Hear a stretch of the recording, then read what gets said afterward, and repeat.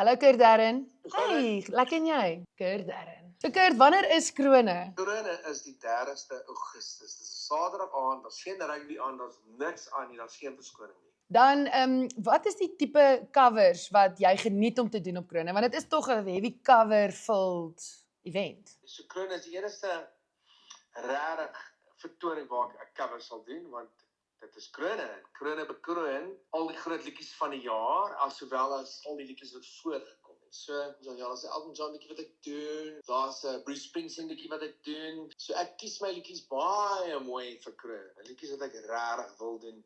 En ek weet ek doen 'n duet saam met Karen Zoe. Dis baie exciting. Eksklusief hier op iTickets.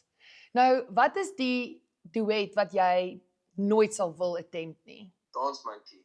Dance Monkey.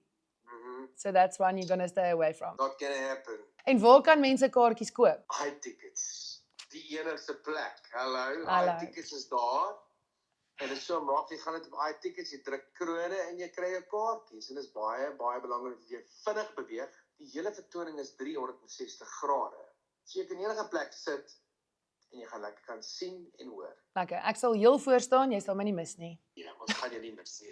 Selfs al staan jy in die middel van die gehoor, in die middel van die grandstand, ons gaan jou nie mis. Lekker. Ek kan nie wag om te sokkie nie. Ons sien jou daar. Lekker, sien jou daar. Cheers. Bye.